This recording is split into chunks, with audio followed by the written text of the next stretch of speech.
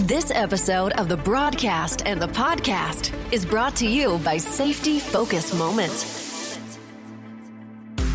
They're consultants that want to help you get the safety culture you've been looking for. For more information, go to safetyfocusmoment.com. Hello and welcome to Safety FM. This is Jay Allen. At this particular point, we're coming close to the end of the year. We're wrapping right around, we should be close to the middle of December. I want to say this is the 11th of December. Yes, as you are aware, we do record these things early. So hopefully you've been having a great end of the year holiday season. Things are going extremely well. Have you taken a listen to some of the changes on safetyfm.com or safetyfm.live, depending on which one you want to listen to? And have you been listening to the podcast? Have you been able to find the podcast? A lot of conversations lately have come up over the last few episodes. We've had a lot of interactions with people coming back with the Andrea Baker episode. And the Spanish episode was the other one that kind of got some people moving. And yes, the Spanish one was kind of one of those things that we'll do from time to time. But we did have a lot of interaction come out of it. So I do appreciate to the people that have been listening. Now, I will tell you, I did finally come to the realization that we are going to be releasing an episode on Christmas Day. And I have something special for you. And I guess when we get closer, I'll give you a little bit more information about it. But hopefully everything is going extremely well as we're ending here towards the end of the year. Well, today we do have a special little treat for you. We have a conversation with a gentleman by the name of Charles Major. Charles Major is the president of Human Performance Root Cause and Trending. I'm going to tell you there's a lot of information that's covered during this particular podcast. So sit back, relax. Unless you're driving, then don't relax too much because you need to be paying attention to what's going on. But enjoy the conversation that we have today here with Charles Major on Safety FM.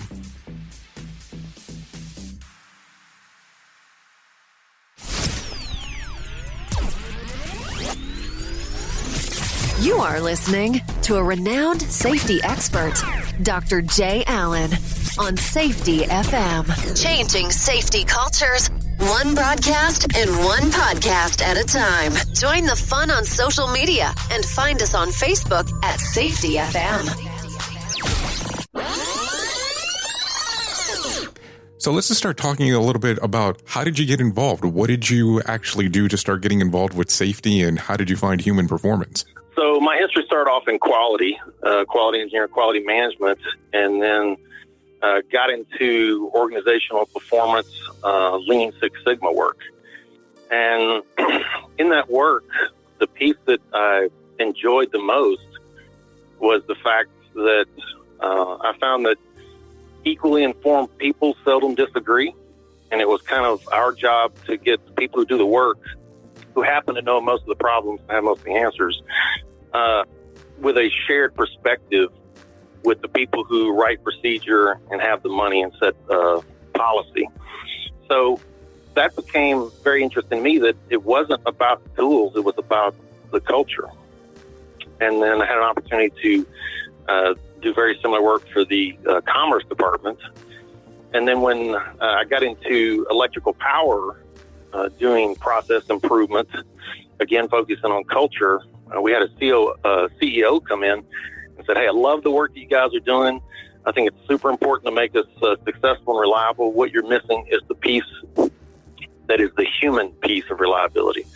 So he brought to the organization back in 2010 human performance. And that luckily gravitated toward our group, and I gravitated toward it. And just the same things that make anyone successful in a process improvement, lean manufacturing effort are the exact same things that make human performance successful. And that's actually going out and working with the people who do the work, understanding that they're masters of the blue line. They know the work not only as it's written, but as it's actually happening. So that's been a great course that we've been on here for about 8 years. And again, with the CEO starting it off, we've had incredible support from the beginning. So when you start hearing about human performance as the CEO is laying it out, and you've already doing portion of the lean, How do you start taking a look at that at first? I mean, has some similar information, but it kind of is a little bit different at the same time. So what are your views at the moment that you're hearing about this? So, the information we were given, it came from IMPO, nuclear power, and then also the DOE, who took the human performance principles they got from IMPO, put it into the Volume 1 and Volume 2 books. So we studied those. And they do go to some detail to talk about that this is not just a set of tools, it's a philosophy, right?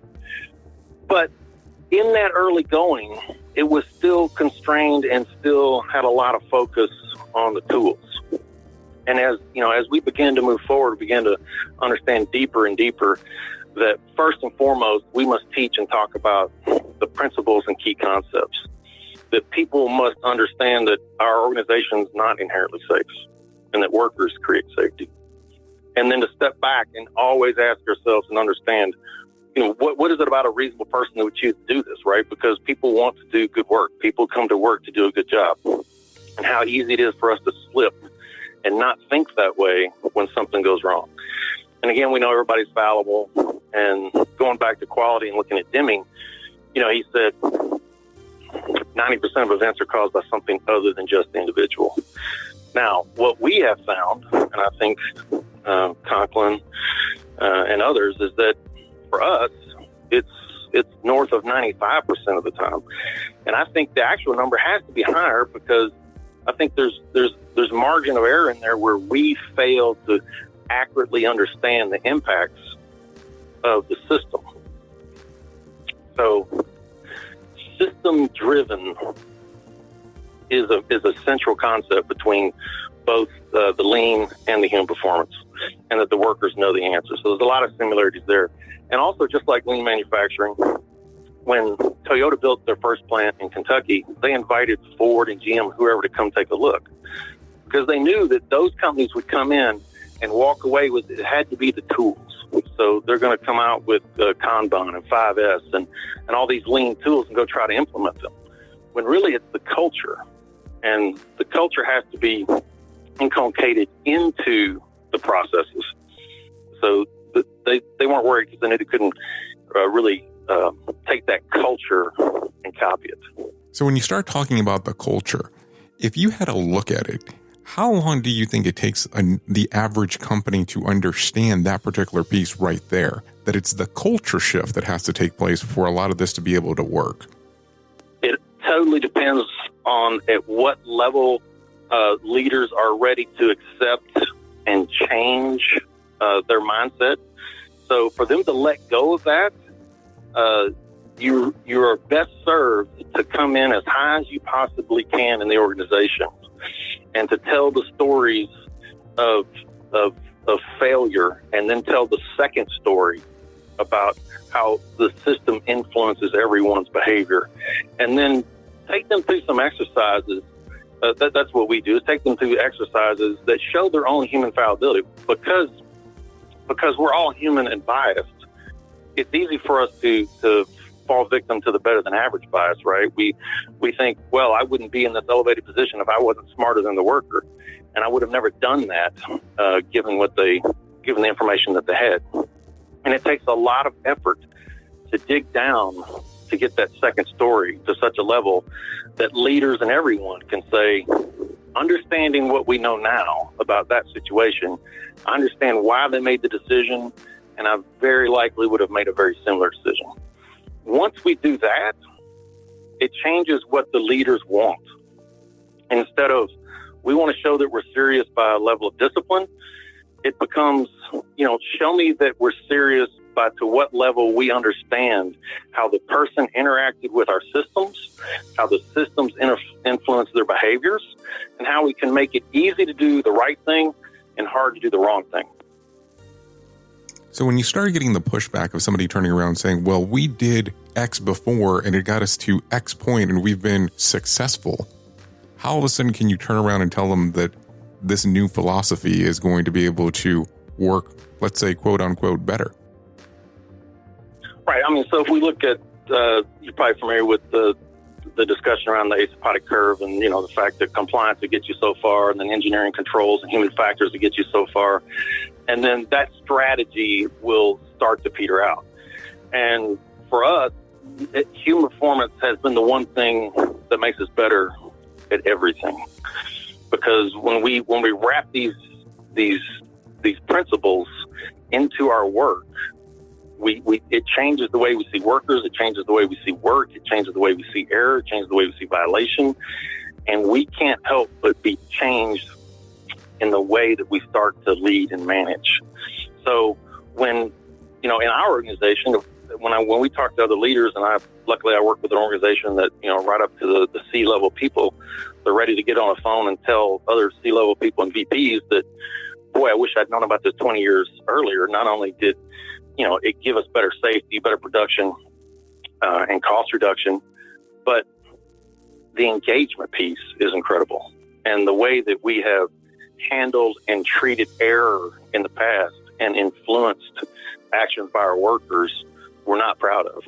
And I would have done things differently. And they're ready to share that because of that.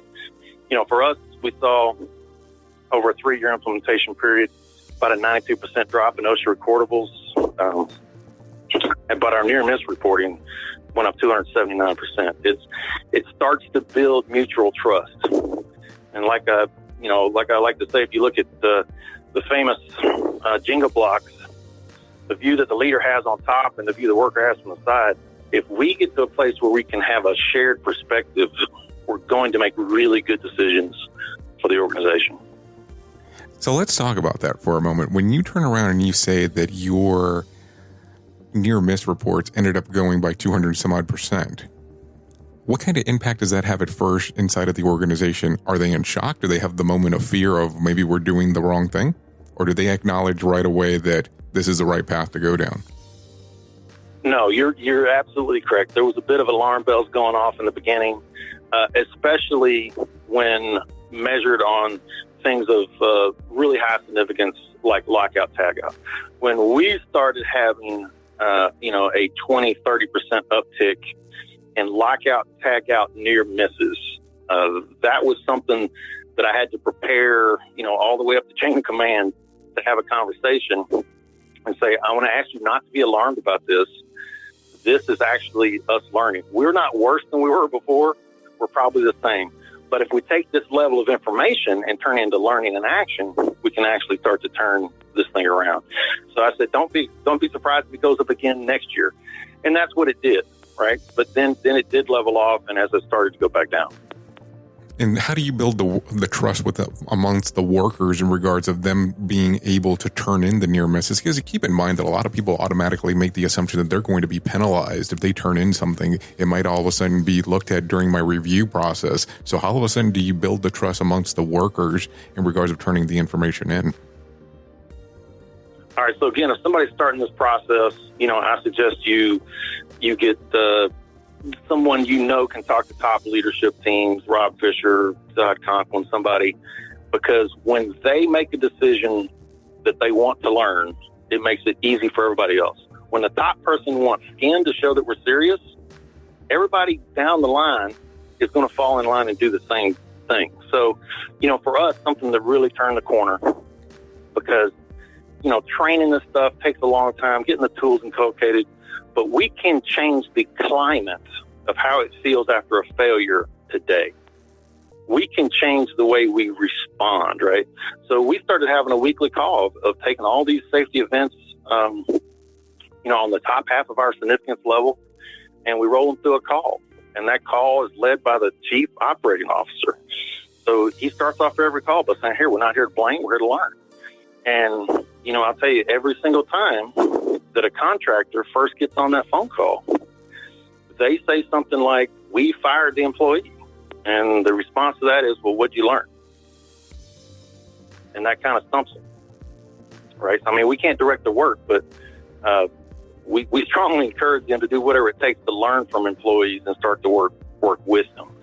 So the first time I ever taught human performance at a supervision level, I had one guy get really angry because I told a story how we ran 2 locomotives that weren't ours head on to one another and flipped them both over. It's a bad day. It's an expensive day. It's an embarrassing day. And I talked about the situations that set those workers up for failure. And then we talked about how we had learned how we're going to change the way we do business. But doing something to those employees wasn't going to change any future outcome. And this supervisor got angry. And he wasn't angry because he thought discipline is the answer.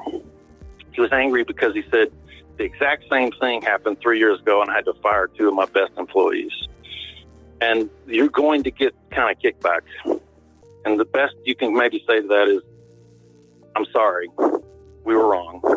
We're now choosing to learn and improve, right? Instead of blaming people, we're going to go out and actively trying to learn from situations. And we'll be back right after this with Charles Major here on Safety FM. SafetyFM.com. Imagine that you're doing something inside of your house, but you're listening to a book. Imagine that you're at the gym and you're able to listen to a book that you want to read. That's where Audible kicks in. I'll tell you, I use Audible, and I have a whole list inside of my library of biographies and just special interest stuff, anything deeming from Extreme Ownership by Jocko Willing all the way to The Wild Diet by Abel James. It's that time of the year when everyone's thinking about thoughtful gifts. Think about giving yourself the gift of Audible membership. Now is the best time to do it with a special offer. Access the unbeatable selection of audiobooks including bestsellers, motivation, mysteries, thrillers, memoirs, and more. You can choose 3 titles every month, 1 audiobook, and 2 Audible originals you can't hear anywhere else. Listen on any device, anytime, anywhere, at home, at the gym, or on your commute, or just on the go. You'll also enjoy easy audiobook exchange, rollover credits, and an audio library you'll keep forever, even if you cancel. Right now, for a limited time, you can get up to 3 months of Audible for just $6.95. That's more than half off the regular price. Give yourself the gift of listening. And while you're at it, think about giving the gift of Audible to someone on your list. For more, go to audible.com/safetyfm. That's audible.com/safetyfm, SAFETYFM, or text SafetyFM to 500-500. That's SafetyFM, SAFETYFM to 500-500. You are listening to a renowned safety expert, Dr. Jay Allen. On Safety FM. Well, it's interesting because you have to look at it as we've been so, I guess, ingrained with if somebody does something wrong, it's because they don't care. It's because they didn't focus. It's because we don't have that level of professional worker. So going through the trend and also trying to change that inside of an organization has to be kind of mind-boggling at the very beginning. So when you start going through the process, and let's say, for instance, you want to introduce this into the company, but your CEO currently is not on board, what would you recommend to the worker or to the personnel that's trying to get this into the organization? So it's, again, go as high as you can to get a champion for this. Do what you can to develop in-house practitioners and champions. So let me define what that kind of means in my world. Practitioners are people who take this as a serious part of their being at your organization, right? That could be a management level person or maybe not, right? If you can have people who are highly kind of dedicated, luckily I work in an organization where we have dedicated practitioners. We treat this as a profession. It's a long-term career. Somebody has to have the knowledge to be able to speak to this, because a lot of these things sound like common sense, but they are absolutely counterintuitive in their nature. So practitioners who can go out and coach both at the supervision, craft, technical level, but then also to create that shared understanding and perspective, some people who can speak up into the organization. And then the champions I spoke of for us, and what I've seen other people kind of emulate and do, is that once we teach human performance in one or two modules, then we come back on our next session and say, would you like to be a part of this? So our goal is to have one person per crew that will become a champion. And for us, what we do is we allow 1 hour a month where we get together with champions and we talk about what's working well in the culture, what's not working well in the culture. What about the tool implementations that are going well and what's not? So one, it's as high up as you can go. Two, develop some level of understanding of as many people as you can create through practitioners and champions. And then when you do the training, engage each level of leadership. So unlike what the better than average bias tells our executives that they need a shorter version, those guys need a longer version, because not only do they need to understand the science, the cognitive psychology, sociology, human factors behind why these things work and why people fail and why these error-likely situations are actually predictable, manageable, and preventable, they need to be able to then go with us to some degree and teach a small portion of this. Because if you have some central safety group or process improvement group, somebody from corporate, it looks and smells like a program, right? If it's the leadership team who's coming along and understands it enough to participate in the learning, it looks like a culture change. It looks like something that's going to happen. And, we strongly feel that everything, for the most part, is going to fall or stand up at the supervision level. So we are very clear that we have a special training for the supervisor that talks about how supervisors can support these concepts. And we give it to them first, right? If we just do a blanket training, I think one of the best ways to kill anything that you're trying to do with the culture is give the exact same training at the exact same time to the entire work crew. Because what happens is they leave the room scratching their heads and they say, hey, Soup, what is this about? And the supervisor can honestly say, it's like, I don't know any more about this than you do. I don't know why we're doing this. I can't tell you anything. If we want supervision to act like management, let's start treating them like leaders. So that's another thing I think is pretty important if you can do in your rollout.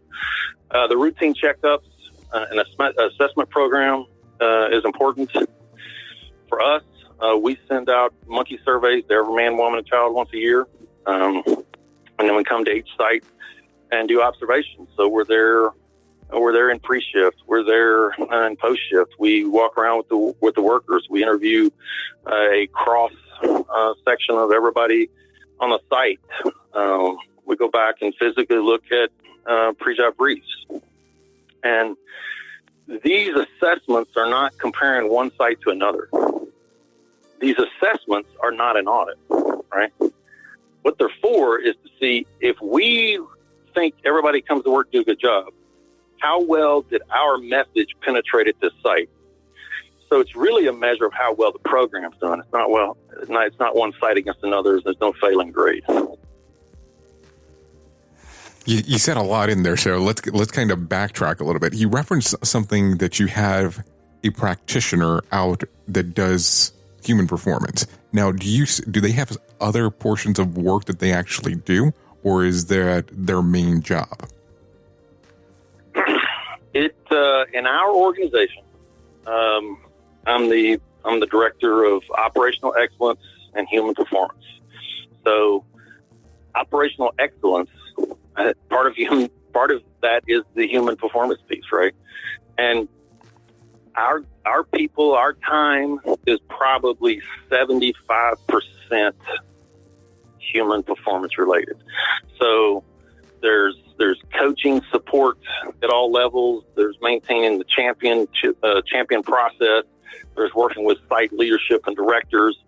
Outside of the actual training that we do, there's also event response. So we also go around the fleet and have the opportunity to help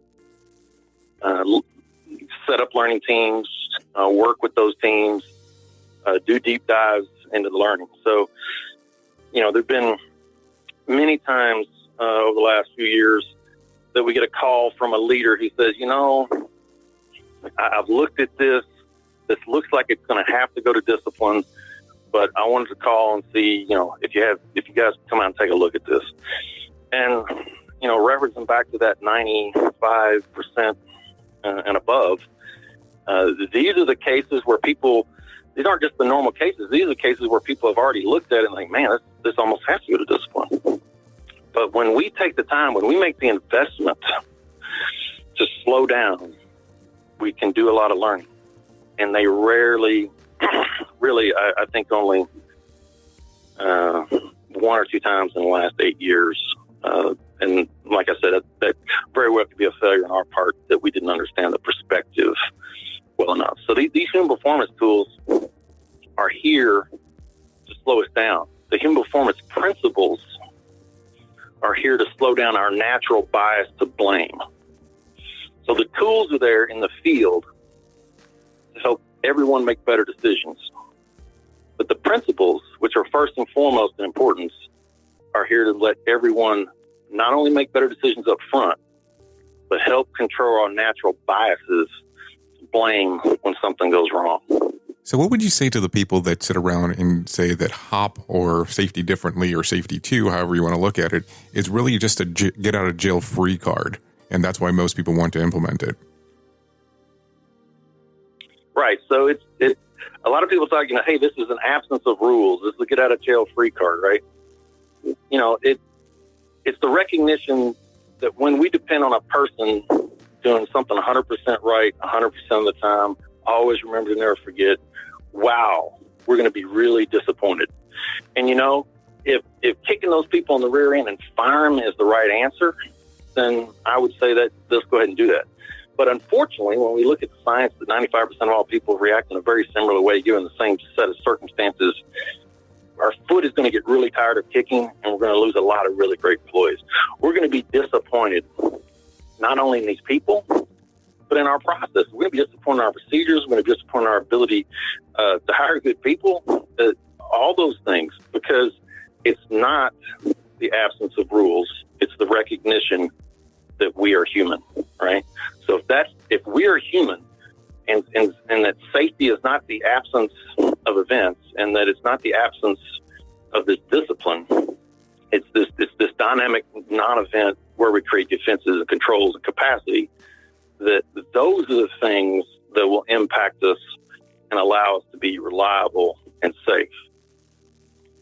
Now, let me ask you something real quick.